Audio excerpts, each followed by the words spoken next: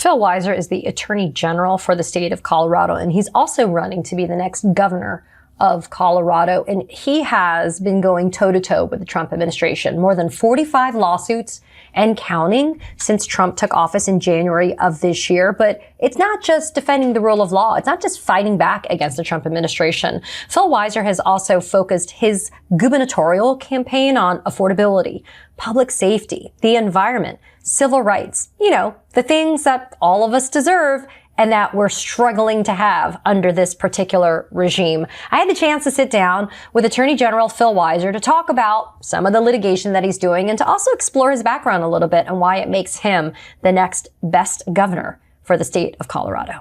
And joining me now, I have the privilege of being able to spend some time with the Attorney General for the state of Colorado, Phil Weiser, who is also running to be the next governor of that great state. Attorney General, it's good to see you. How are you doing today? Doing great, Katie. Great to be with you.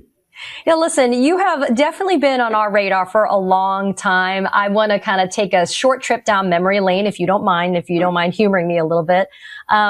One of the kind of bigger high profile things you had to deal with in the last few years was when the state of Colorado had some challenges as to whether or not Donald Trump was even able to appear on the ballot to run for president of the United States. The Secretary of State, Jenna Griswold, was somebody who was involved in that litigation. It was definitely something that you were backing as well in terms of supporting the idea that Donald Trump should not have been eligible to even appear on the ballot. We know what the Supreme Court of the United States did with that. In fact, you and I, when the news broke of that SCOTUS opinion, went live together. I think I was filling in for my good friend Ari Melber at the time.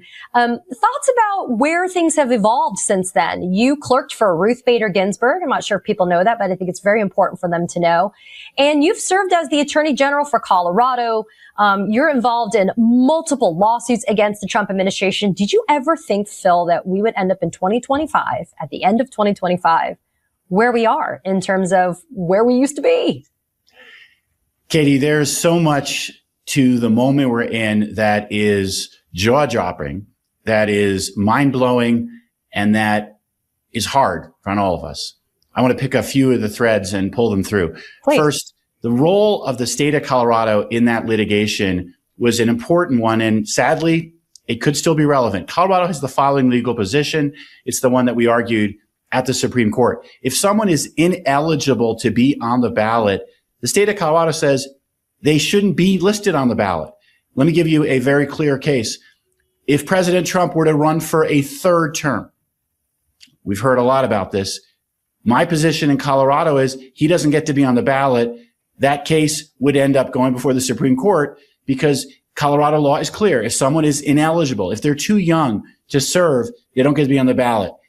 We have to make sure we honor the rule of law in our Constitution.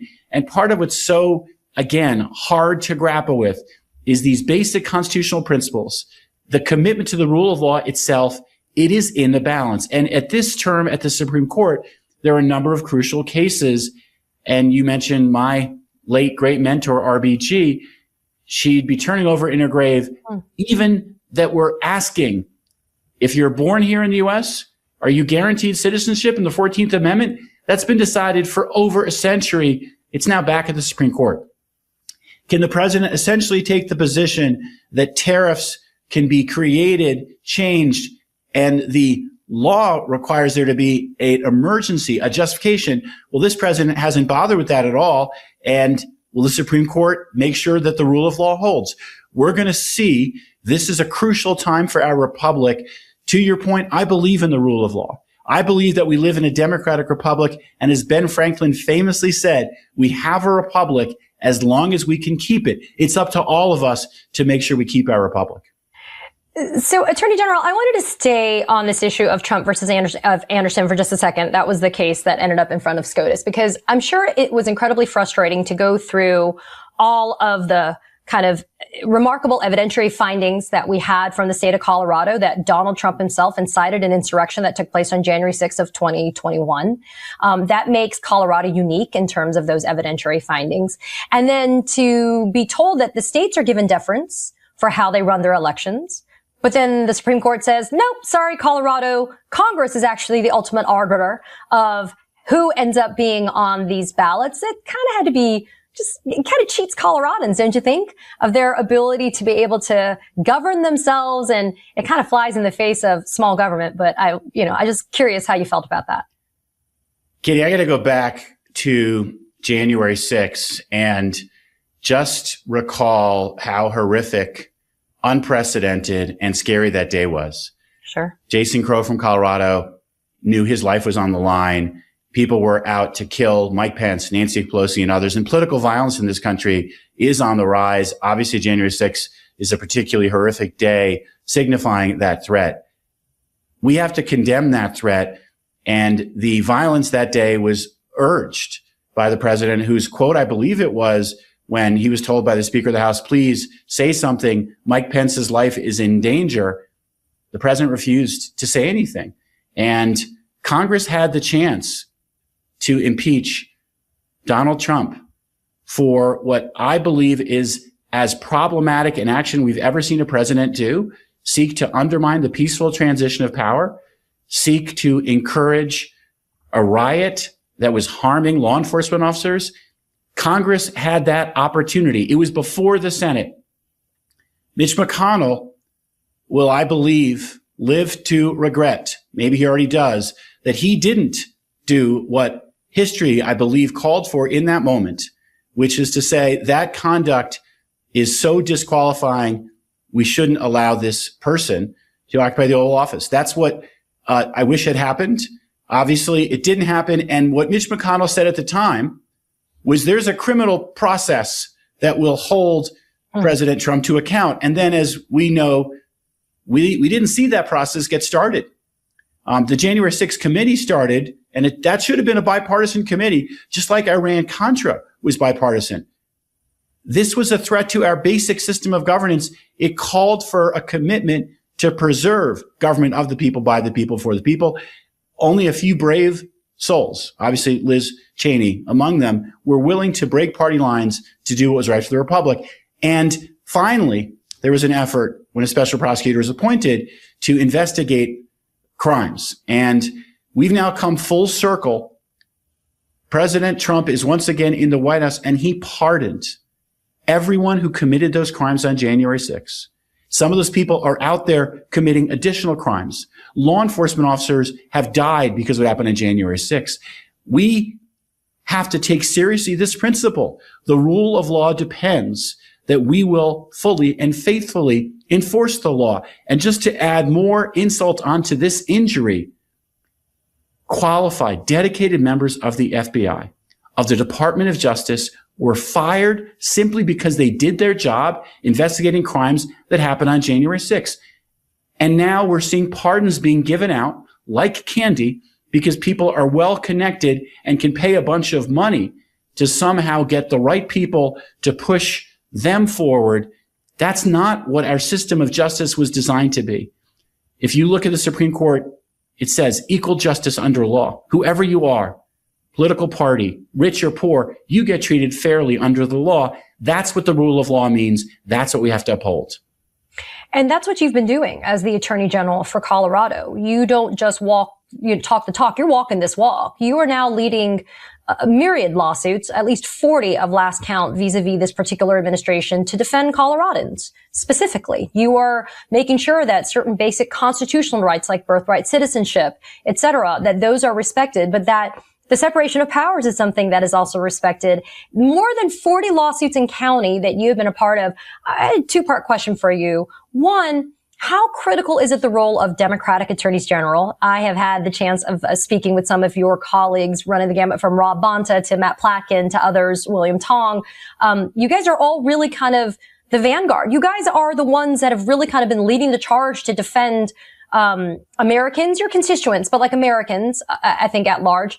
And then number two, how important is it then to take that energy and translate that into being the governor? Because we've seen governors now that have to be the vanguard, right? They're the ones that have to stand in the breach and defend their citizens of their states against an unruly, unlawful, and disrespectful and incredibly cruel administration.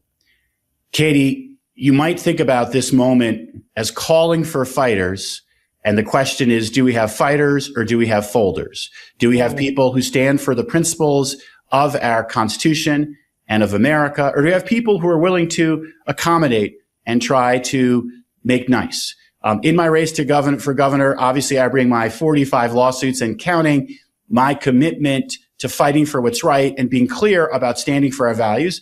And I'm running against someone, Senator Michael Bennet, who voted for more of Trump's cabinet than almost any Democrat in the Senate. And as you're shaking your head, that's exactly the right response. We don't need people who are pushing an agenda that says, well, let's try to build positive relationships with people. Maybe they're going to be okay. You can't normalize this behavior. There was nothing normal about January 6th. There's nothing normal about Project 2025, about ending birthright citizenship, about breaking the law right and left. We need moral clarity. And you've seen governors, J.B. Pritzker comes to mind, who are very clear. We're not letting a federalized National Guard come to our state. We're not going to allow the mistreatment of the LGBTQ community. We're going to make sure that we defend the rule of law and we do what's right. And that's something that attorneys general and governors need to be clear on. It should be bipartisan, just like the review of what happened on January 6th should be bipartisan. This is about the basic principle you said. We live under a government of laws. We cannot live under the whim of whoever happens to be president who thinks that their executive orders are law. Executive orders are not law. The Constitution is the ultimate law.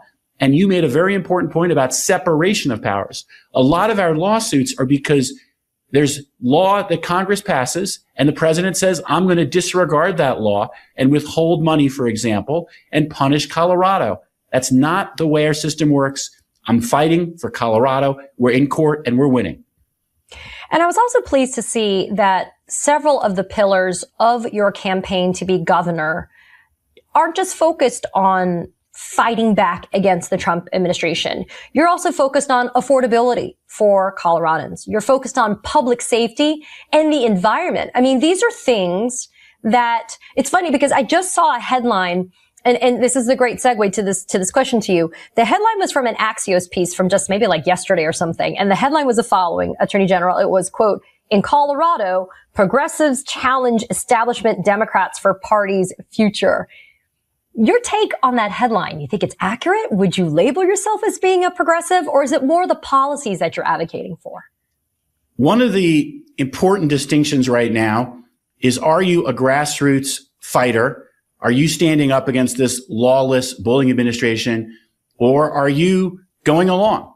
Are you someone who tries to accommodate or make nice? And I will tell you that distinction is crucial. I know who I'm fighting for, the people of Colorado, and I'm not afraid to take on anyone. To your point, I've taken on this president 45 times, often on issues that are pocketbook issues for people here in Colorado. The tariffs are obviously a big example. People are paying more because of these illegal tariffs. Another issue is I challenged a grocery store merger between Kroger and Albertsons that was going to raise people's prices for food, that was going to hurt local farmers, that was going to hurt workers. And I took on these billion-dollar companies because I heard from the people of Colorado. We did 19 town halls across Colorado. We went to court. We helped stop that merger. I've been taking on RealPage, setting prices for tenants who are paying in Denver over $130 more a month because of this collusion that is happening using this algorithm that RealPage is sharing private information between companies who should be competing, not colluding. Coloradans want a fighter. They want someone who puts them first, who's not afraid to take on anybody. That's how I've been operating as Attorney General. That's how I'll operate as governor. What about moving the space headquarters? Like, that's wild. And that's direct retaliatory, retributive conduct from this administration because they're mad. They're mad that you guys won't share voter roll data, which is compromising personal and confidential information. They as in the Trump administration, they're pissed that you guys are fighting back when they're trying to take the space headquarters away from Colorado Springs because they're mad, because they don't like that you're not playing ball. Katie, you raised a great example there of why we need a governor who knows the law, who's committed to the principles of our Constitution and is not afraid to fight for them. Because there are people in Colorado today, even some Democrats, who say, can't you just try to make nice and say nice things? Maybe they'll throw us some crumbs. I disagree completely. When you're up against a bully, you don't take their punishment. You don't let them take your lunch money. you punch them in the nose and say, I'm not going to be treated this way. And in this case, this is what was said to Colorado. I don't like your mail-in voting system, which the president said was automatically crooked. That's a lie. We have a safe, secure, national model of voting. It's a gold standard. We're not going to change it because the president threatens and tries to bully us. In fact, the authority to set our voting system is ours in the Constitution. And when the president tries to take away our authority, tries to undermine our sovereignty, my answer is I'm going to fight for it. That's why I'm in court by myself in this case, fighting against administration who's trying to punish Colorado, who's trying to intimidate Colorado. As Attorney General, as Governor, I won't be intimidated. I'm going to fight back. You know, I was struck by something when I was preparing to speak with you that about which I was unaware, that your mother was born in a concentration camp. And Phil, when I read that, I was floored. Just by the sheer depth of the atrocity of what your mother and your families had to go through. The fact that you're a first generation American, you know, you're a child of immigrants as well, right? Like this is something that resonates, I know, a lot with you when it comes to the administration trying to come after our friends, our families, our community members, the people that we go to school with, that we work alongside, that we worship and pray with, right? They are being targeted. And Colorado specifically, is always attacked for, you know, being a quote sanctuary city, right? For being able to just be decent about people's human rights. But I read about your background and I had to ask you, you know, we have been talking about, and I'm unabashed about this, you know, we really are seeing past being prologue, right? We are seeing echoes of fascism and 1930s Germany. I just did a piece recently because I went to Amsterdam and my family went to the Anne Frank house in Amsterdam. I mean, these are things that are stark and yet terrifying because, to your point, people are rolling over and they're being appeasers and they're not standing up to fight for the basic civil and human rights that we all deserve. Let me share a few thoughts and thank you for giving me a chance to talk about my family story.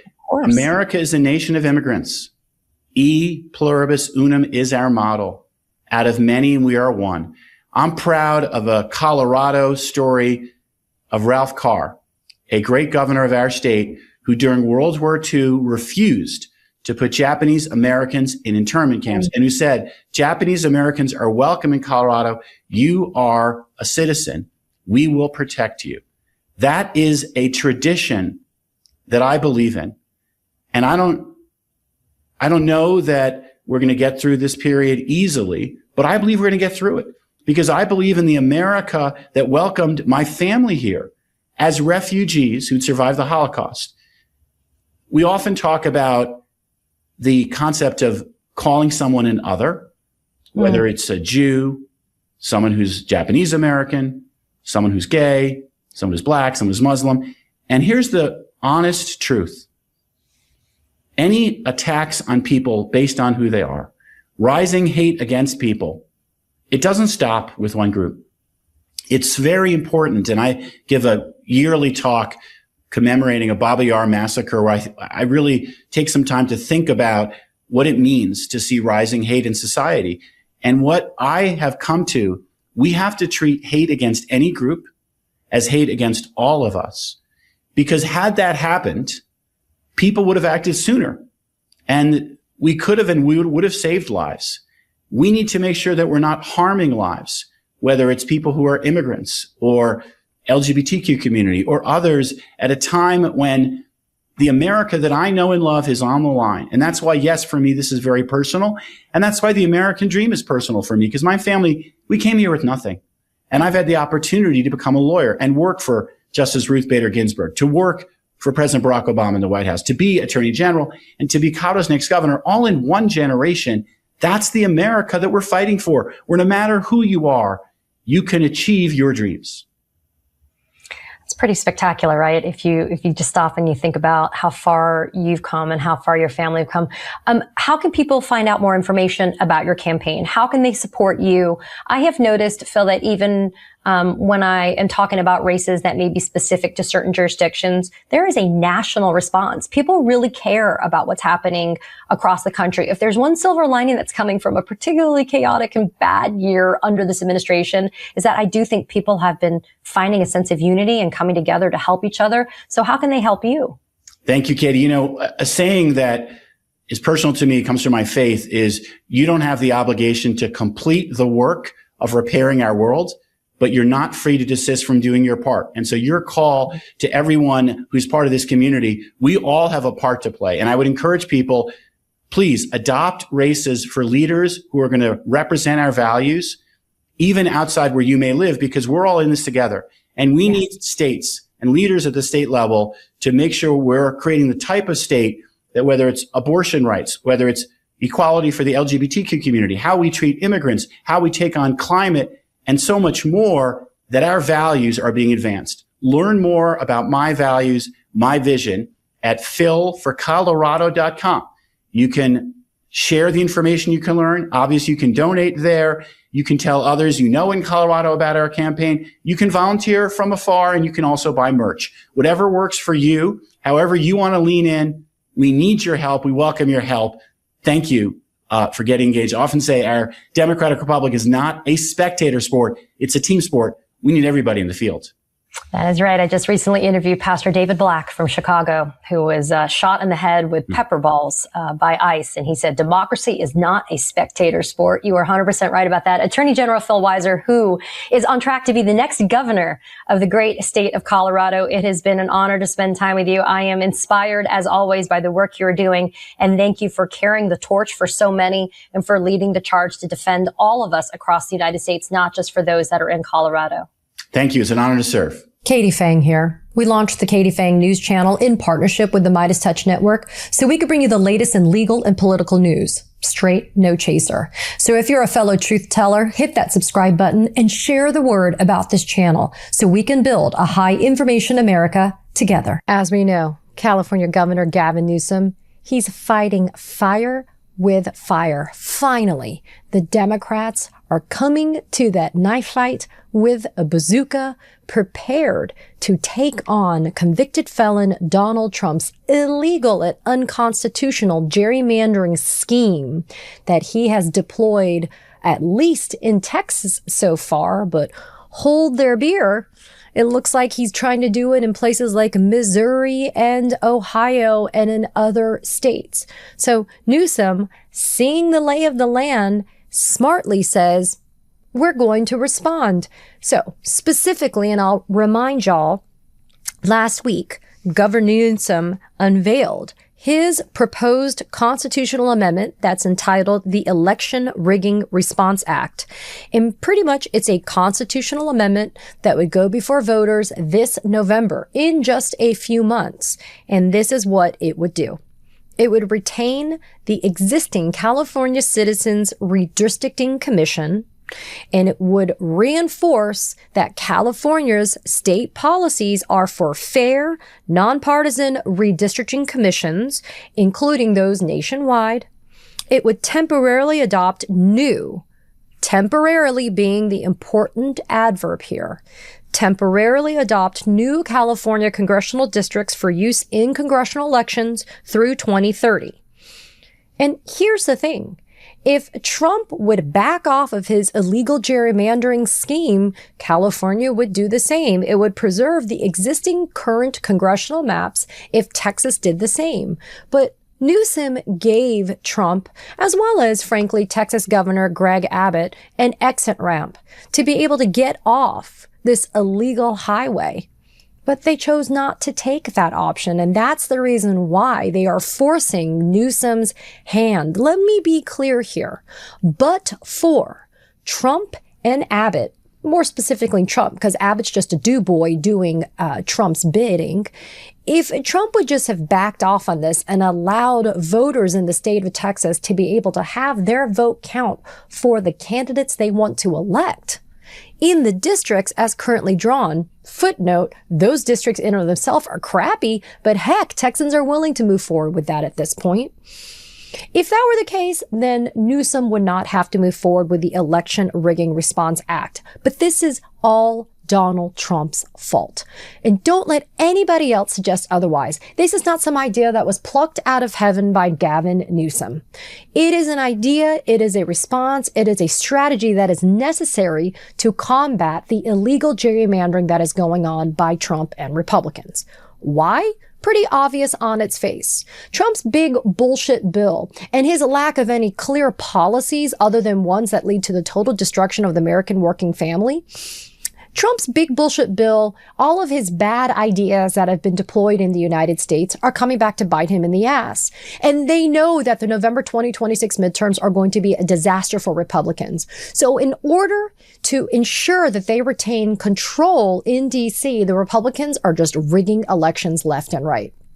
We're going to get into Florida in just a few minutes. And I've talked about it before here at your news channel, but I think it was important to talk about some of the opposition that's coming up to Newsom's plan and really kind of dig deep, because if you do, you'll see exactly what is at issue. But before we get there, I just want to underscore the following. The legislative package that Newsom rolled out last week includes the following. It'll be a bill that calls for a special election on November 4th.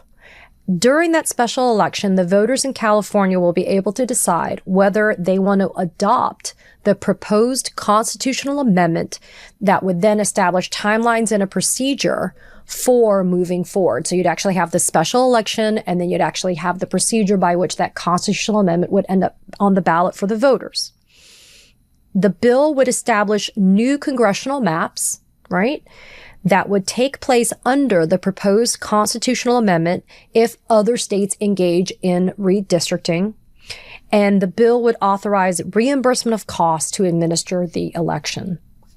So again, Newsom has anticipated the opportunity to back off of this, assuming arguendo states like Texas don't move forward with this illegal redistricting plan. So once that was announced, immediately there was some opposition that was raised. So let's talk about the two forms of opposition, or two basically voices so far we've heard of opposition in California, because they're very important to note. The most kind of public one came from former California governor and Republican Arnold Schwarzenegger. He says that because he was one of the original backers of this independent commission that was drawing the legislative maps in California, that he opposes any and all types of gerrymandering. So he says, as in Schwarzenegger, he says that, quote, "I hate the idea of the Republicans redrawing the district lines in Texas as much as I hate what the Californians are trying to do." He says, "I promised them that we are going to create a commission that would be independent of the politicians, and there will be an independent citizens commission drawing the lines. So I'm not going to go back on my promise. I'm going to fight for my promise." Schwarzenegger then says he will not align himself with the Republican Party, but he will actively campaign against Governor Gavin Newsom's ballot measure. Schwarzenegger claims that it's nothing personal, but it is, right? I want you to stop and think about this for a second. How can it not be anything personal, not only against Newsom, but against all of the Americans that believe in the democratic process of our elections? If Trump is trying to rig the elections by doing this illegal gerrymandering across the United States, with the first opening shot across the bow in a state like Texas, which is easy fodder for him, how is this not a personal attack on the elective rights, the election rights of Americans? Again, those that believe in the democratic process. It's pretty obvious that it is. So for Arnold Schwarzenegger to be taking the position that this is something that is apples to apples, it's not. This is not an apples to apples comparison by any stretch of the imagination. What Abbott and Trump are trying to pull off in Texas is most certainly not what Gavin Newsom is trying to do in California. It is bullshit. Bullshit. I mean, I can't even, I mean, I guess I could add a little bit more to that. But it's on its face bullshit. It is this idea that they are one and the same, and they're not. And we need to make sure that we spread this information far and wide so that people understand that it is most certainly not the same thing to compare. As Governor Newsom has said, this is a 5-alarm fire for our democracy. By voting yes in November, Californians have a chance to put a real check on Donald Trump's power. So Arnold Schwarzenegger basically says that he thinks gerrymandering is, quote, the evil of politics, that it's an attack on people's choice. It's gaining more power for the politicians. So I'm really baffled that Schwarzenegger seems to think that this is some type of personal attack on him and the measures that he took to be able to secure an independent commission in California. In 2005, he tried a ballot measure to put redistricting in the hands of a panel of judges. The Democratic Party campaigned against that measure, and voters also rejected it back in 2005. 3 years later, Schwarzenegger backed another measure that established California's Independent Redistricting Commission. And then in 2010, he supported a measure that expanded that commission's power to include congressional districts, because initially it was just the state legislative districts, and then in 2010 it was expanded to include congressional districts.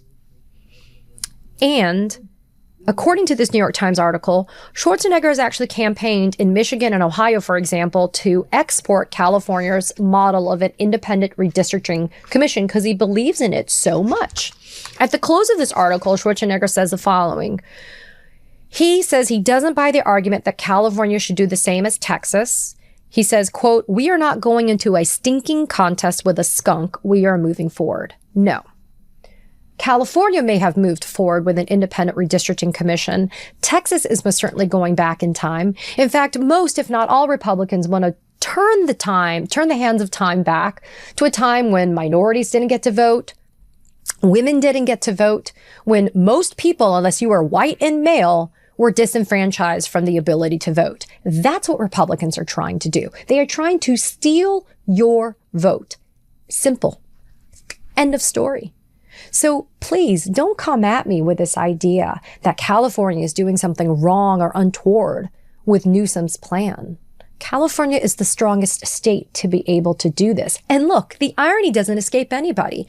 Newsom is still putting this issue to the voters. He's not unilaterally acting like Abbott is doing, right?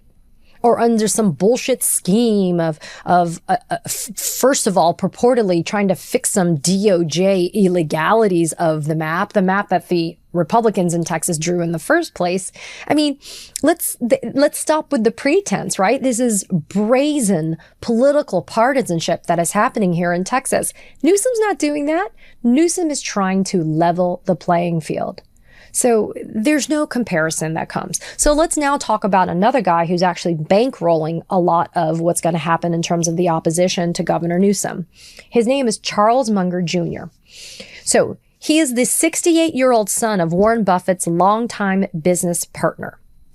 Back in 2008, there was an amendment called Proposition 11, which first created the Independent Redistricting Commission for state legislative districts. That passed with about 51% of the vote. Proposition 11 then came back, and then it became, by way of Proposition 20, the idea of expanding that Independent Redistricting Commission's authority to U.S. House districts. Okay, so we talked about that a couple of minutes ago. Initially through Prop 11 in California, it was just the state legislative districts. And then through Prop 20, it included the congressional districts. Now, Munger Jr. gave $1 million for Prop 11. Then he shelled out $12 million for Prop 20.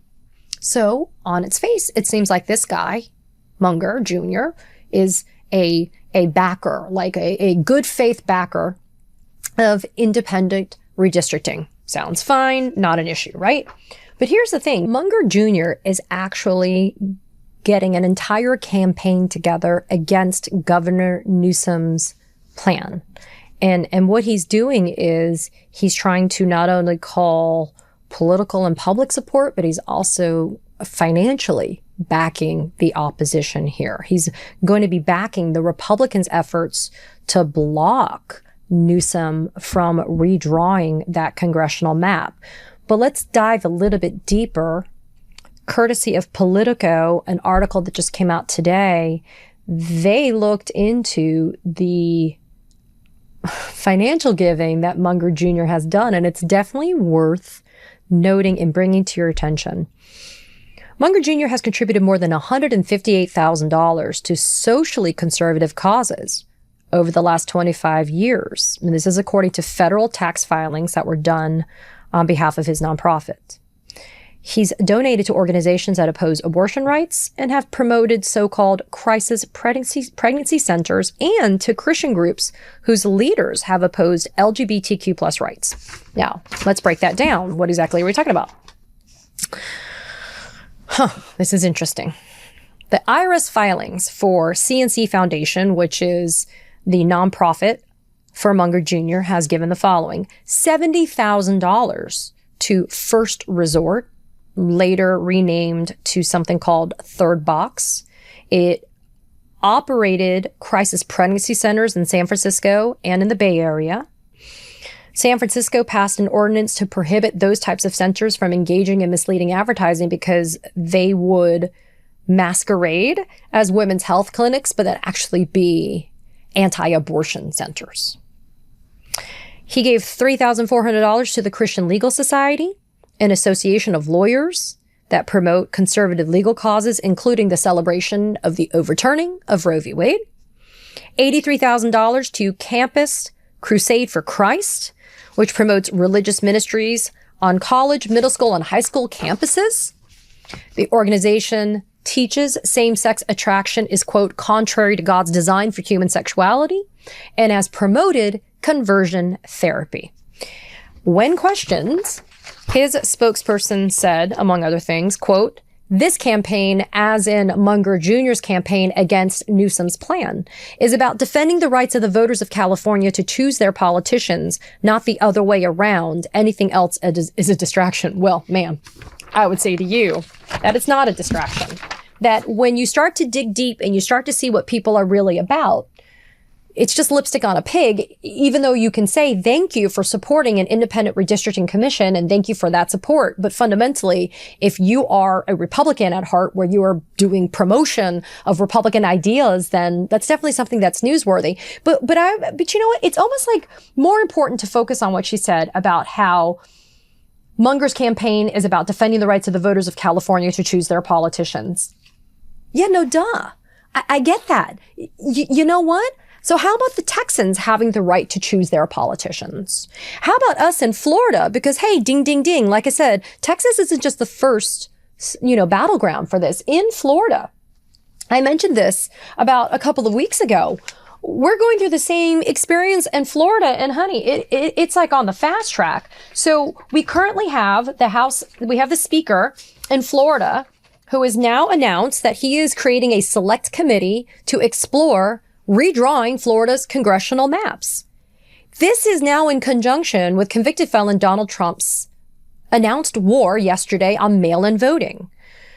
27% of 2024 voters voted by way of mail-in voting.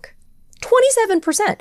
And then in Florida, as is noted here, the vast majority of our voters are seniors. How do they vote? Mail-in voting. Again, an attempt by Trump and Republicans to disenfranchise people of their right to vote. In 2010, 63% of Floridians voted for a constitutional amendment that was called the Fair Districts Amendment, right? And I talked about this here at our channel. It was this idea that we do not want in Florida congressional districts that are drawn on partisan basis. End of story. That is what the voters wanted in 2010. And so despite a bad ruling from the Florida Supreme Court, which is beholden to Governor Ron DeSantis, and despite efforts by Florida Republicans to do some crazy redistricting, gerrymandering mid-decade in light of a declaration by DeSantis, who just mimics and copies his cult leader, Trump, that there's something wrong with the 2020 census. In spite of all that, what should happen is respecting what the voters want in Florida. So when Munger Jr.'s spokesperson says that Munger is trying to respect the voters' will in a place like California, okay, that sounds great on paper, but the reality is the only person who's trying to do that is Gavin Newsom, right? Because the genesis of all of this is Trump in Texas, and now Trump by way of DeSantis, and whatever the hell's going to roll out in any of these other places like Indiana. I mean, it is not a secret that Vice President J.D. Vance has been doing the tours. He's been hanging out in different states in America, trying to promote this in these backdoor kind of secret conversations that are going down. We have to pay attention to this, and we have to look at kind of the gist of what the opposition is as well. We can't just, have blinders on. We have to focus on what's happening here because we need to understand the motivations behind why people like Schwarzenegger and this Munger Jr. guy, why are they really opposed to this idea of Newsom doing the redistricting? The redistricting, by the way, that you could pump the brakes on it if Trump and the Republicans would just do the right thing in Texas and otherwise. Seems like a pretty clear solution to me, but Trump never does anything easy. So I think in the meantime, what we have to do is we have to wholesale support Gavin Newsom. It's just a no-brainer. I've talked about this here, and I've talked about this on Substack, and I'll do it again just for good measure. Enough with the bullshit of when they go low, we go high. I respect Michelle Obama, our former First Lady. But this doesn't work anymore with MAGA. This certainly doesn't work with a Trump regime. We can change things back to good. We can restore norms and institutions, but you gotta be able to control the levers of power to be able to do that. And Democrats, here's a newsflash. We're not gonna get there until we are voted into those seats of power again. It's just not enough to just put hopes and dreams and wishes, right? And cherries on ice cream sundaes and puppies. And I love puppies. It's just not enough. We have to bring that bazooka to the knife fight. And that is what California Governor Gavin Newsom is doing. And what's great is he's saying it's a temporary fix. Because we gotta get across the finish line in a way where we can get back into the controlling, dominating numbers in Congress so that we can be able to effect the right type of change, not this insanity that's been rolled out by convicted felon Donald Trump. I invite you to also do your own research on Charles Munger Jr. and to also call out the hypocrisy of both him and Schwarzenegger when it comes to respecting the voting people's will. Does it only apply to California, but it doesn't apply to the people of Texas? Or hey, the people of Florida? Maybe they need to do their own gut checks. Remind them why they need to do a gut check. Be mad, be outraged, demand accountability. I'll see you on the other side. Katie Phang here. We launched the Katie Phang News Channel in partnership with the Midas Touch Network so we could bring you the latest in legal and political news. Straight, no chaser. So if you're a fellow truth teller, hit that subscribe button and share the word about this channel so we can build a high information America together. So House Oversight has now released the video portions of the videotaped depositions of the former Secretary of State Hillary Rodham Clinton and the former President of the United States Bill Clinton. And I invite you to watch those videos. Each is about 4.5 hours long, and the transcripts should be imminently released according to the chair, James Comer. But I wanted to focus on something very particular when it came to the depo of Hillary Clinton. Number one, both she and her husband provided sworn statements under penalties of perjury that encompass their knowledge or lack thereof about Jeffrey Epstein, Ghislaine Maxwell, and the sex trafficking ring that they were running and heading up. And by the way, I want to make it very clear. I do think that there was a required level of scrutiny that had to be given to Bill Clinton. 100%. But I do think, though, the fact that House Oversight, especially the Republicans, had accepted sworn statements submitted by other witnesses who had been subpoenaed by this committee, but refused to do it for Hillary Clinton, was a big tell that even if there is a intended goal of transparency and in some measure good faith to be able to have justice and accountability for what happened to the victims and survivors of Epstein, Maxwell, and others, Republicans on House Oversight clearly have allowed the politicization of those victims and survivors to become more important than the transparency sometimes. So what am I talking about? I want to focus specifically on Lauren Boebert. She is just a clown show of a person, just on a personal level. There is nothing redeeming about this woman. I find it to be so performative when I saw James Comer standing flanked by Nancy Mace and Lauren Boebert, two people that really, it's like you can't even really give them credit because they're totally trying to use it as a shield to protect themselves from when both of them say and do stupid shit. But again, the Lauren Boebert thing really bothers me because these videotaped depositions, and let's just talk about them from the legal sense so you have an appreciation of the value of them. So depositions are an incredibly useful and powerful tool when it comes to discovery. And discovery is the legal process within which information is exchanged. In civil cases, plaintiff and the defendant, and in criminal cases, the state or the government and the criminal defendant. And a deposition is incredible, right? Because it's an opportunity to sit down face to face with the deponent, the witness, and to ask them questions. And it's incredibly powerful when you're able to do it via videotape. Now, let me be very clear. It is expensive to do a videotaped deposition. Not only does it require equipment that has to be utilized and the operator that has to run that equipment, but that is definitely something that becomes cost prohibitive in a lot of cases. So the fact that in this instance, both Clintons were demanding that their depositions be public, and the fact that House Oversight Republicans refused to allow those depots to be public just underscores my point.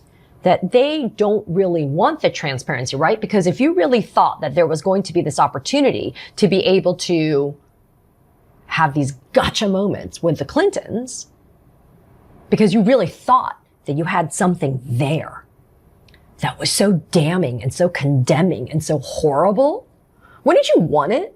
Wouldn't you want it to be public? Like immediately public?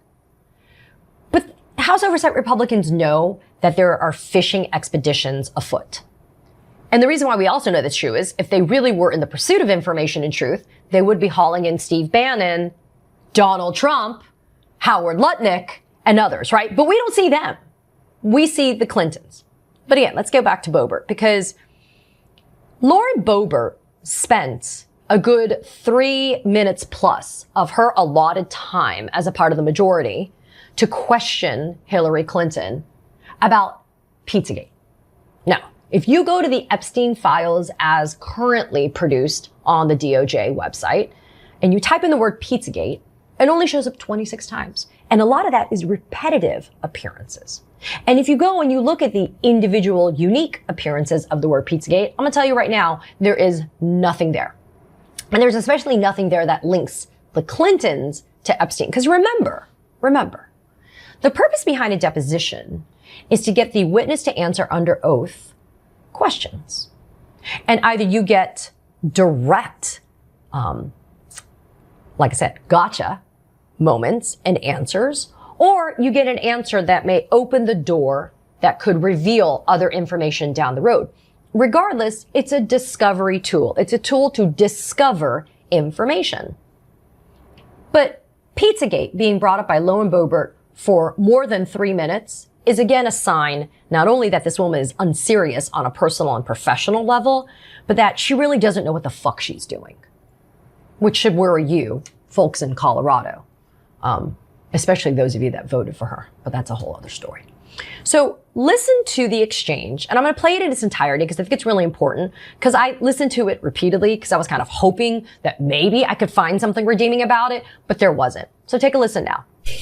In past public statements, as in 2017 speeches and interviews, you described Pizzagate as a baseless conspiracy theory, alleging you and others ran a child sex trafficking ring from a Washington pizzeria basement. Have you reviewed any 2025-2026 Epstein files that were released that you believe reference or relate to those specific 2016 claims regarding the Podesta emails, Comet Ping Pong Pizza used as code possibly? I'm sorry. You're asking her about whether she's reviewed emails in the Epstein files which relate to the wacky Pizzagate scandal. You could characterize it however you want. I just would like to know if she's familiar with any of them. So excuse me, your question is about whether or not she has reviewed any emails in the Epstein release files about Pizzagate. Correct.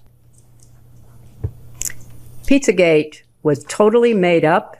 It was an outrageous allegation that ended up hurting a number of people, that caused a deranged young man to show up with his assault rifle and shoot up a local pizzeria.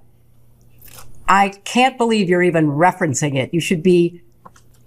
There are connections to the language. Well, the QAnon people believe there are. So I don't know what QAnon people believe. Have at it. But you've accused certain parties, and I think even right now today, of promoting slow walking or information in ways that fuels conspiracies. In your view, did any Epstein-Maxwell related investigations or file handling pre or post 2019 contribute to or intersect with the spread of Pizzagate style theories about Democrat figures? Objection. I have no way of answering. That is the most speculation. Ridiculously. Have you or your representatives identified any Epstein file content that has been misinterpreted online to revive those claims? And what steps, if any, have you taken to clarify? Again, object on the ground of I think that this is all very reasonable. Well, first of all, I don't follow the crazy conspiracy stories that are online. I regret that anybody does. I find it quite sad, but also disturbing that people would believe some of what is put forth, like Pizzagate.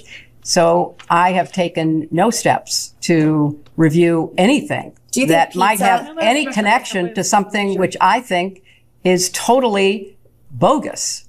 What a colossal waste of 3 minutes of valuable time.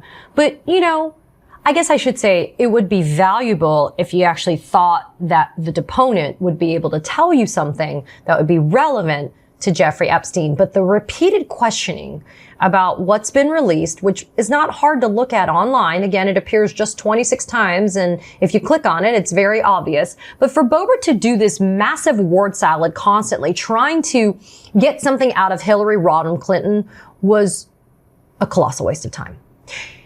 And I am glad that Hillary Clinton reacted with that combination of disgust and kind of incredulous, like, wonder that this is the type of questions that she was subpoenaed and brought in to have to answer.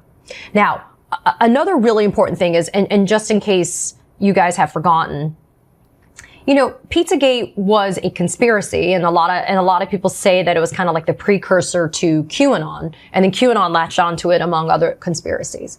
But Pizzagate had very, very real implications. And I want to get into this for just a second to remind people, because this is how questions like the ones Lauren Boebert just asked about it just re-foment stupidity, but also dangerous things. So a guy named Edgar Welch in 2016, December 2016, a 28-year-old man from North Carolina went to the pizzeria in DC and fired 3 shots from an AR-15 style rifle that struck the restaurant's walls, desk, and a door. He pleaded guilty to federal charges and local District of Columbia charges of assault with a dangerous weapon and interstate transport of firearms. In March of 2017, served 4 years in prison. And then in January of 2024, January 4th, 2025, he was a part of a vehicle stop that happened in North Carolina. He was the passenger in a car. It was his car that was being driven by somebody else when they attempted to arrest him because he had an outstanding warrant for probation violation. He pulled out a gun, refused to drop his gun, and police officers shot him, and he died 2 days later. But look, there were death threats against not only the Comet Pizzeria owner and people there, even bands that would perform there, but also related businesses. And so I think it's incredibly disgustingly irresponsible for Lauren Boebert to waste everyone's time to ask questions about something that's been a proven conspiracy. And that's the important angle here. Trump wants to say that he's been exonerated. Others want to say that they've been exonerated. And yet I have yet to see an actual complete investigation into Trump in terms of his culpability. But there has been an investigation into this Pizzagate conspiracy, and it's been proven to be a conspiracy. Even Alex Jones was forced to have to admit that it was just bullshit. I mean, among a lot of the stuff that Alex Jones has promoted, that's been bullshit. But here's also another example of Lauren Boebert wasting everybody's time. There was an agreement by the committee members that no photographs were to be taken. And as we know, during the deposition of Hillary Clinton, her photograph was given to Benny Johnson, a far-right piece of shit person. I don't even know what you would call him as his job, because he's not a journalist. And he posted it on X, the cesspool that is X. And so the deposition gets suspended. And this was the reaction from Hillary Clinton when she became aware in the middle of her depo that her photograph had been released. Excuse me, can I interrupt?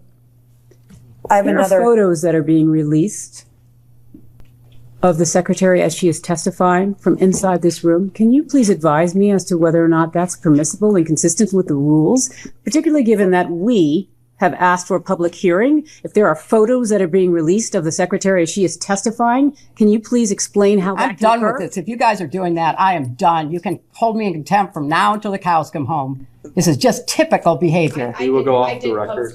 Oh, for heaven's sake. So I would like to understand how that's permissible. Before the hearing was. It doesn't matter. We all are abiding by the same rules. I will take that down. Yeah, So well. I would like to take a break at this moment. Yeah, I'd like to have I'm a done conversation. for now. Go off the record. Go off the record. I mean, I don't blame Hillary Clinton for being over it. Because if you were subjected to stupid questioning, not only by Lauren Boebert, by the way, but especially by Lauren Boebert, and then you found out that she broke the rules by posting a photograph, I'd be pissed. Now, here's the thing. Lauren Boebert, I'll take it down, whatever. Did you know that Lauren Boebert then posted a picture of former President Bill Clinton?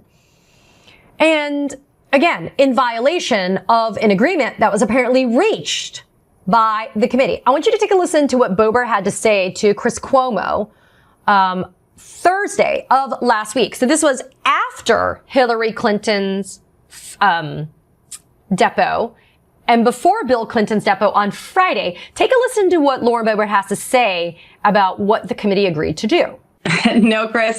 So I did ask permission of committee staff, and I was told that I could release a photo during the break. And we missed that break by just a few minutes. So it was a few minutes before our break. And then we quickly came together and all agreed no photos will be taken, no photos will be released. However, there were Democrats and those in the minority party that were releasing information about the hearing throughout the day. Topics that were discussed were being leaked to the media. And so there was a lot of things that were coming out of that room. But regardless, it was a photo. It was taken before the hearing had began, and it wasn't released at the break time. And now we have come to an agreement that no members or staff will take pictures in the hearing. So at first, Boebert wants to blame a committee staffer who said, yeah, you can go ahead and post it. And then she said, well, look, I did it because all day long the Democrats were leaking stuff and they were, quote, releasing information during the day from the hearing. But in the end, we've agreed, yeah, no photos. Okay, a few things. One, thanks for blaming a committee staffer when you should have known better. Two, it wasn't a hearing, it was a deposition. In fact, let me be clear. Again, the Clintons asked for a public hearing, to which the House Republicans on House Oversight said no.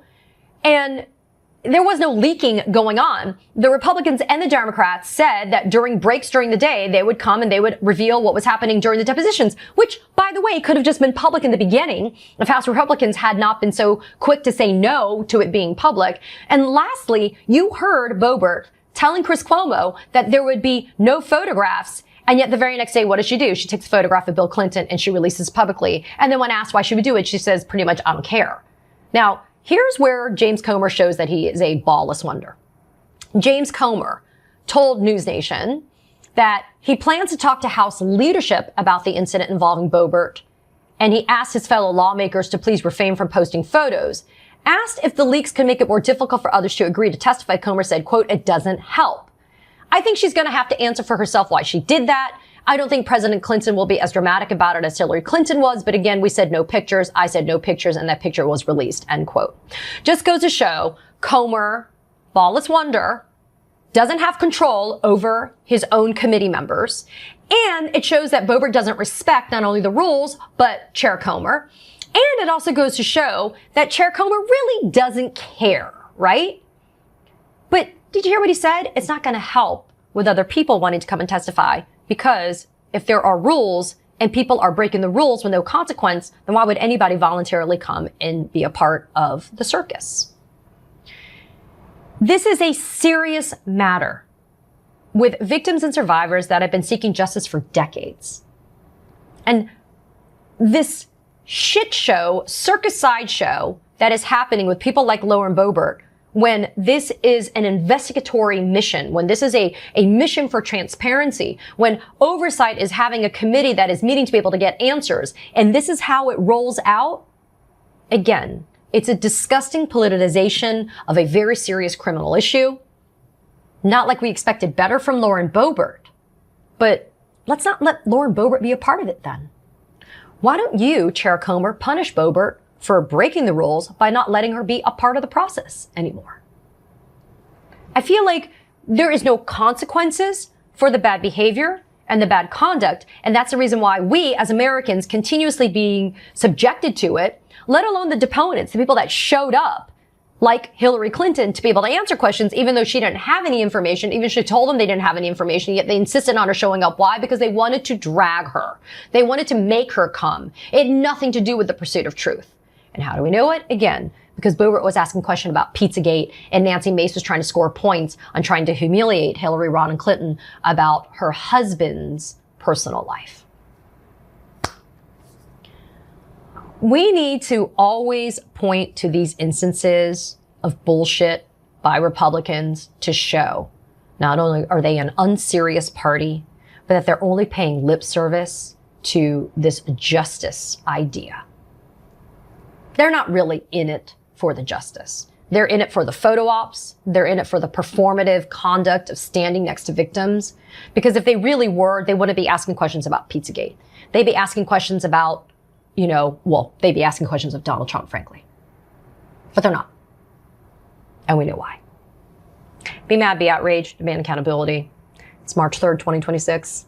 I do it every day. Katie Phang here. We launched the Katie Phang News Channel in partnership with the Midas Touch Network so we could bring you the latest in legal and political news. Straight, no chaser. So if you're a fellow truth teller, hit that subscribe button and share the word about this channel so we can build a high information America together. Confirmed, I will fight every day to restore confidence and integrity to the Department of Justice and each of its components. The partisanship, the weaponization will be gone. America will have one tier of justice for all. That will not be the case if I am Attorney General. I will not politicize that office. I will not target people simply because of their political affiliation. Justice will be administered even-handedly throughout this country. Senator, we've got to bring this country back together. We've got to move forward or we're going to lose our country. Yeah, I think the concern is that weaponization of the Justice Department may well occur under your tenure. And we want to make sure that that's not the case. That was then nominee for Attorney General of the United States, Pam Bondi, sworn to tell the truth under oath, testifying at her Senate confirmation hearing as to why she's not only qualified to serve as the Attorney General of the United States, but also her sworn answers to inquiries by Senator Sheldon Whitehouse and Senator Coons as to whether or not she would weaponize the DOJ and whether or not she would honor her oath as a prosecutor. And you heard her in her own words. She said, no, I wouldn't. She also said she wouldn't weaponize or politicize the DOJ. And she also said that she would not continue in her role if she were to get a directive to do something illegal or unethical. And yet, as we see her today on June 6, 2025, Pam Bondi remains the Attorney General of the United States, but I'm going to cut out the phrase of the United States. I'm going to say the Attorney General for convicted felon Donald Trump, because everything that she's been doing has not been for the benefit of the people of the United States of America. In fact, she, like other attorney generals that have served under felon Trump, they have sworn an oath of loyalty to him instead of to the country. She is not the personal attorney for Donald Trump. She is the attorney for the people of the United States, and she certainly has forgotten that role. And the people that have stepped up to remind her of that are some fantastic people like Norm Eisen, with whom I'm very lucky to work at the Democracy Defenders Fund. He, alongside the Lawyers Defending American Democracy, Lawyers for the Rule of Law, and a group of about 70 prominent attorneys, law professors, and former judges, have filed a scathing multi-page bar complaint in the state of Florida against Pam Bondi. To be clear, although Pam Bondi is the Attorney General of the United States, you have to be an attorney, and she is a barred and licensed attorney in the state of Florida. So when we talk about a bar, we talk about the organization in a state that issues the license to you. It's a professional license. It's called your bar license, and it allows you to practice law. You must be an attorney or a lawyer in good standing in a jurisdiction to be able to practice law in that jurisdiction. So if I don't have a license to practice in the state of Wisconsin, for example, I cannot practice there unless I am admitted based upon someone's recommendation and their guarantee that they will monitor the work that I do and that it will be appropriate and competent and professional. And so Pam Bondi has a Florida bar license. And so I want to also kind of clarify some concepts right here before we continue in our conversation. You have the Florida bar, that is the governing body. It is a nonpartisan governing body. You must be a member of the Florida bar in good standing to practice law in the state of Florida. This is in the state courts. Let me be clear. State court is different than federal court. So the Florida bar deals with state bar licenses. It is the governing body over your continuing legal education. You have to satisfy a certain minimum number of those credits to be able to continue to have a license in good standing in Florida. And a bar association is different. We sometimes hear them being used interchangeably, and that is incorrect. A state bar will deal with your license. A bar association is just a collection of attorneys. They can be state, federal, criminal, civil, whatever. But that is just a collection of attorneys. That's a voluntary organization. You can choose to be a part of your local bar association or not. A bar association, of course, also has its own concept of ethics as well, but they take that from the overarching state bar. And the reason why I give you this kind of mini education and how that is structured, and most specifically in the state of Florida, is I want you to understand the import of having this bar complaint filed. Bar complaints can be frivolous, people. They can be bullshit bar complaints. But when you see one like this, and the reason why I wanted to share this with you is because it is so meaty and it is just so significant. As I told you, it is a multi-page bar complaint. It is a total of 19 pages, and it is scathing in its allegations against Pam Bondi. And it makes it perfectly clear that she, in her role as Attorney General of the United States, has been compelling, coercing, and forcing Department of Justice lawyers to have to violate their, quote, ethical obligations under the guise of zealous advocacy. She issued a memorandum, people. On her first day in office, let's take a look at it because I want you to see exactly how absurd it is that on her first day of office as the Attorney General, this is the type of memorandum she issues to all of the department employees. And let me be clear, it wasn't just one memo, right? It was multiple memos. Some of the memos included the elimination of diversity, equity, and inclusion, how they're going to investigate as a part of the Department of Justice, the elimination of DEI and how the pursuit of the enforcement of immigration actions from this administration, et cetera. But I want to focus on this one memo. It's called Zealous Advocacy on Behalf of the United States. And the technical title was, quote, General Policy Regarding Zealous Advocacy on Behalf of the United States. And it pretty much says, quote, the discretion afforded department attorneys entrusted with those responsibilities, that means the enforcement of criminal and civil laws enacted by Congress, but it also includes vigorously defending presidential policies and actions against legal challenges on behalf of the United States. So Bondi tells the attorneys and the people in the DOJ that are working there, that the discretion afforded to the attorneys entrusted with those responsibilities does not include latitude to substitute personal political views or judgments for those that prevailed in the election. When Department of Justice attorneys, for example, refuse to advance good faith arguments by declining to appear in court or to sign briefs, it undermines the constitutional order and deprives the president of the benefit of his lawyers. Let's be clear, people. DOJ lawyers are not President Trump's lawyers. They're not. The fact that Bondi would put this into writing is a huge reason why she's looking at multiple bar complaints, but I digress for just a second there. The policy of the Department of Justice is any attorney who refuses to advance good faith arguments on behalf of the administration, well, there you go, they have to be good faith, or otherwise delays or impedes the department's mission will be subject to discipline and potentially termination consistent with applicable law. I mean, it ain't subtle, right? She made it pretty clear. If you don't go lockstep with what she wants, which is pretty much what Trump wants her to do, then you can look at termination, you can look at other disciplinary action, etc. So let's get back to that bar complaint because, again, it's very important.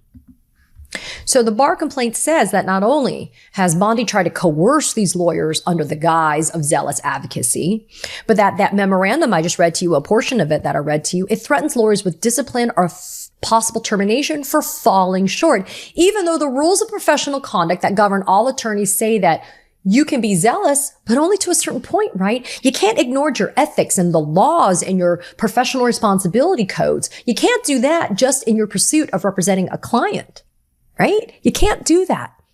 And this bar complaint makes it clear that Bondi has far exceeded the limits of acceptability when it comes to this kind of stuff. The bar complaint focuses on 3 specific cases within which department lawyers were terminated or forced to resign as a result of demands that they act unethically, those demands being made by Pam Bondi or members of her senior management team like, I don't know, Todd Blanche. I don't know, Emile Bove. You know, the guy that's being nominated to the Third Circuit Court of Appeals by Donald Trump? So, I want to also let you know that there are retired Supreme Court of Florida justices that have signed off on this bar complaint. That includes Barbara Pariente. That also includes James Perry and Peggy Quince. These are people that I know, that some of my cases have been in front of, and they have signed off on this. And the reason why I bring it up to you is there's also, for example, one of my former professors from the University of Miami, Tony Alfieri. He is the ethics guru, and he has signed off on this letter. Former United States District Court judge from Massachusetts, Nancy Gertner. I mean, these are real heavy hitters when it comes to the law. These are real people that have either served as judges, prosecutors, lawyers, criminal defense attorneys. I mean, if you look at the signees on this bar complaint against Pam Bondi, it runs the gamut. Professors as well. I mean, it is not just a very discrete group of people. It is more than 70 attorneys, professors, scholars, retired judges, former judges that are saying that Pam Bondi has acted unethically. They have signed their names to a bar complaint, people. This is not just some open letter that's been sent to the newspaper to complain about Pam Bondi. This is a bar complaint. This is a very serious thing. When you bring a bar complaint, you better be able to back it up because there's an investigation that sometimes follows, and we'll clarify that in just a minute, guys. But let's talk about this. The Justice Department Chief of Staff, when he was kind of asked to comment on this, and this is according to The Hill, in a statement, he said, his name is Chad Mizell, remember that name. He said, quote, "The Florida bar has twice rejected performative attempts by these out-of-state lawyers to weaponize the bar complaint process against AG Bondi." He then goes on to say, "This third vexatious attempt will fail to do anything other than prove that the signatories have less intelligence and independent thought than sheep." Remember I just told you that there are former Florida Supreme Court justices, there's federal judges and other state court judges that have signed on this bar complaint? It's interesting, huh? How bold you are, Chad Mizell, to be able to say this. But I'm going to remind the viewers right now, Chad, of the following reality, because at the Katie Phang News Channel, we speak in truths and facts and evidence. So Chad Mizell's wife is a federal judge in the Middle District of Florida. Her name is Catherine Mizell. Maybe you've heard of her. Maybe you haven't, guys. But guess what? Catherine Mizell was appointed by Donald Trump and the American Bar Association during her appointment process. said the following: she's not qualified to serve as a federal judge. Remember how we covered this also a few days ago? That Pam Bondi has announced that the American Bar Association will not be a part of the judicial nomination and confirmation process anymore because, I don't know, Emile Bove has been nominated by Donald Trump. Well, yeah, there's another reason why, because the ABA says stuff like Chad Mizell, the Department of Justice Chief of Staff, his wife isn't even qualified to be a judge. So let's talk about 3 of the examples that have been brought up in these bar complaints so you understand why they are critical and very powerful examples of Bondi exceeding her ethical obligations and such. A veteran prosecutor resigned after refusing to investigate a Joe Biden-era contract without evidence. Without evidence. She appropriately said, I am not going to investigate it. Erez Ravini was terminated after publicly objecting to the deportation and imprisonment in El Salvador of a man despite a court order prohibiting the action. We all know what that case was about. And of course, those numerous federal prosecutors, again, that we covered here at the Katie Phang News Channel that resigned at the U.S. Attorney's Office in the Southern District of New York, instead of dismissing or dropping the charges against Mayor Eric Adams, those illegal indicted charges against Eric Adams, instead of following the directive from Emile Bove and Todd Blanche to drop those charges, they resigned in protest because, I don't know, those were corruption charges against Eric Adams. There have been other bar complaints that have been brought against Pam Bondi. Early May 2025, 2 California U.S. representatives, David Min and Mike Levin, penned a letter to the bar urging a probe of Bondi's conduct, including her legally questionable positions and tactics in a case involving the deportation of Venezuelan nationals, and public statements that appear designed to undermine the judiciary and potentially endanger judges. Last month, progressive watchdog group Fact PAC launched a public campaign demanding the disbarment of Bondi, quote, due to potential violations of legal ethics and professional responsibilities. They included in that urging of a disbarment the fact that she failed to disclose her lobbying work for Qatar when she was working on Trump's legal team. Her efforts to overturn the 2020 election results. Remember, she's an election denier, people. She worked on his legal team, Trump's. And her $25,000 contribution that was made by Donald Trump. It was Trump's $25,000 contribution to her political committee that she took from the Donald Trump Foundation in 2013 before her office, when she was the Attorney General of Florida, declined to join a lawsuit against Trump University. The Florida bar has rejected other ethics complaints, saying that it, quote, does not investigate or prosecute sitting officers who are appointed under the U.S. Constitution. Now that is a shirking of responsibility there, is it not? To which those Florida Supreme Court justices, Pariente, Perry, and Quince, you know what they said? They said that explanation is bunk, and it is, quote, unsupported by history or precedent. I wanted to bring this to your attention because there was a lot of Trump-Musk drama yesterday. And look, was it enjoyable to watch? Was it a little satisfying to see it happen? Sure it was. But was it a raging distraction from the rest of everything else that's going on? And the answer is yes. While all of that is going on, the world continues to burn, courtesy of Donald Trump, and of course, courtesy of his billionaire buddy who is now getting divorced from, Elon Musk. But this bar complaint that was filed yesterday, it is significant in its heft, significant in its merits, significant in the number of signatories, and the significance of the people that are the signatories. I'm going to link that bar complaint so you guys can check it out. I want you to read it because it is written with a level of urgency as well. We are just 19 weeks approximately into the second term of the Trump administration. We have another 3 and something years to go, people. We cannot allow the Department of Justice to be led by a lackey of Donald Trump. There is a phrase in Spanish, no hay pelo en mi lengua. There's no hair on my tongue. I am speaking to you, Pam Bondi. I'm speaking to you because you are a member of the Florida bar. You have an obligation to follow your ethics, to follow not only your internal moral compass, but you also have a code of professional responsibility that you have sworn to protect and to, preserve the integrity of. That's not happening. That's not happening when members of the DOJ that work there feel like they have to resign or else. when the memos that are issued threaten them with disciplinary proceedings, investigations, and or firing if they don't do a directive. That's the type of shit you see in a dictatorship, right? In an autocracy. That's the type of shit you see.